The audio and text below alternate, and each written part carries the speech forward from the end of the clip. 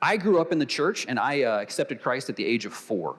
And basically from then on, I can remember wanting to follow Jesus, wanting to be a Christian.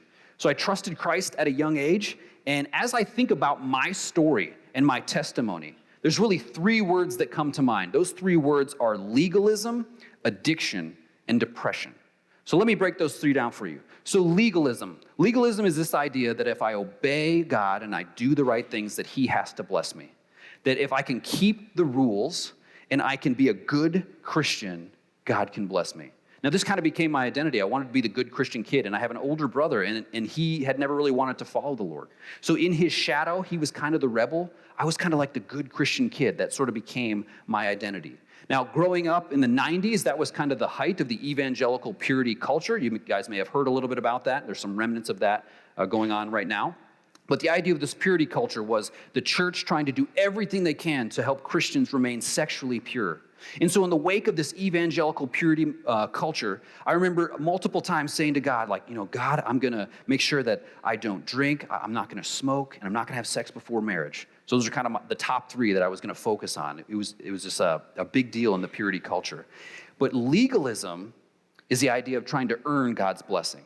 Legalists have lots of rules, and they have high standards, and they want to impose those standards on others. So, as you might imagine, as an 18-year-old freshman, I was not the best roommate, all right? So my poor roommate, who also was a Christian, I remember I had all these rules that I would write on my whiteboard. Those rules weren't really for me because I was keeping the rules. The rules were for him, all right? So I wanted to make sure I could document the things that he needed to work on because legalists impose that on others. Now, the rest of the story is he and I we've worked through it. I've apologized to him for my legalistic tendencies. We're still good friends to this day. I'm going to hang out with him next week.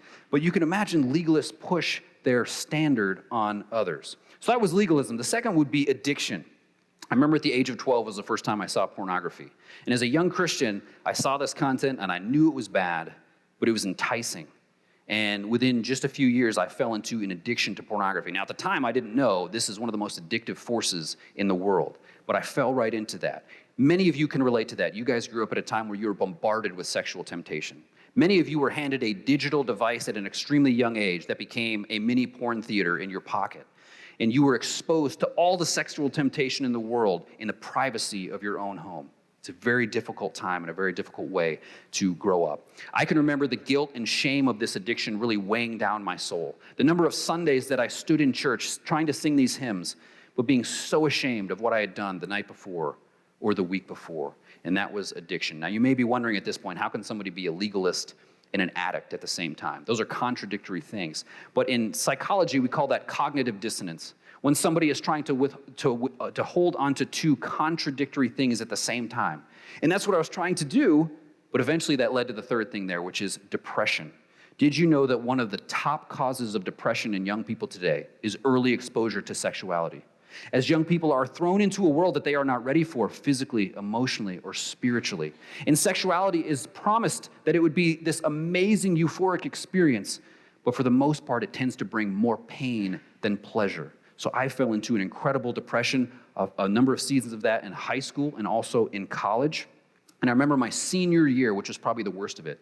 The guy who discipled me, a guy by the name of Matt, and he was just kind of along for the journey trying to help me. And if you've ever tried to help somebody that's depressed, it's extremely difficult. And I remember Matt saying to me as he's living life with me and just hearing me out, and he said, "Man, you act like you think you're a loser." And he kind of nailed it. That was my view of self. I'm a loser. I had this standard that I wanted to achieve. I could not achieve it. Had fallen into this addiction that I couldn't get out of. And in our parable tonight, Jesus gives us 2 characters with 2 very opposite views of themselves.